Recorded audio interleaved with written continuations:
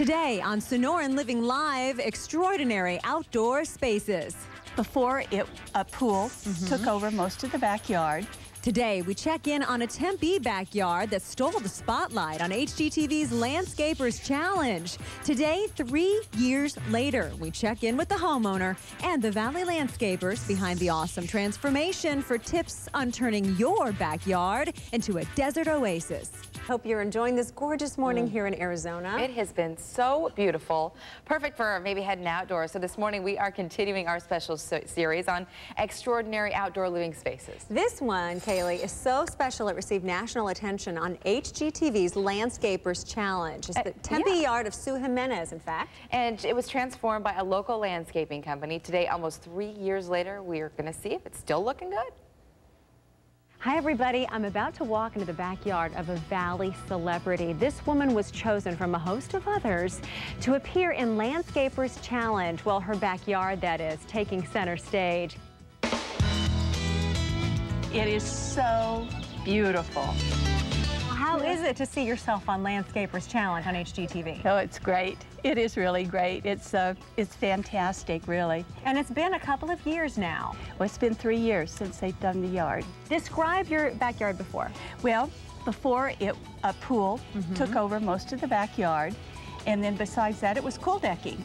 And so the only greenery or things around was what was in big pots in the yard. So you were hoping for something low maintenance and lush. Right. And trees, birds. Oh, birds. Yes. What else did you ask for? Butterflies. Like they do on each episode of Landscapers Challenge, 3 companies present designs to Sue. She picks her favorite. I chose Brent and Jim's design. So meet celebrity number 2 today. This is Brent, everybody. He's the designer, now the general manager, in charge of your own company, Blooming Desert. That's correct. Quite an honor to be chosen for something like this. Well, it is. You know, working with Sue it was a great experience. It's been good for us. So, yeah, it gives us a chance to explore what we do out here with the homeowners.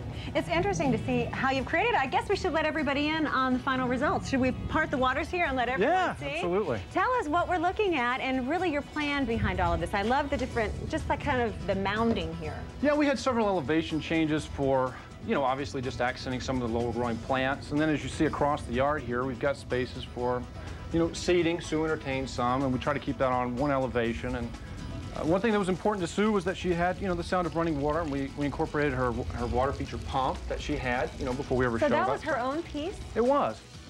Brent builds decorative walls for extra seating, which also helps create 2 separate gathering areas.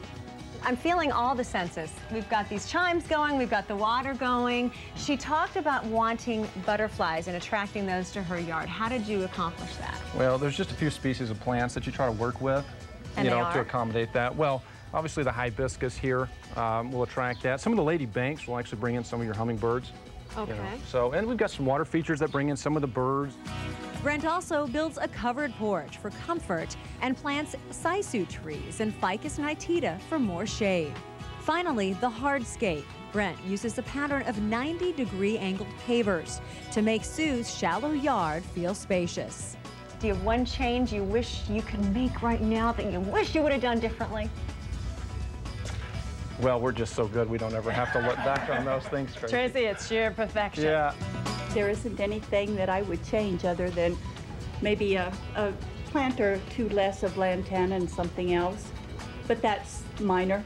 That is minor, because we can just pull one of those out on our way out. I'll do that for you right now. So I'll just pull those out and we'll take care of that. You're a very grateful woman, aren't you? And I am. You've done a great job maintaining it. I'm sure you're proud of her for that, are you not? She was a lot of fun. Yeah. Well, thank you, our 2 Valley celebrities. Thank you for gracing our presence here on Sonoran Living Live. Thank you.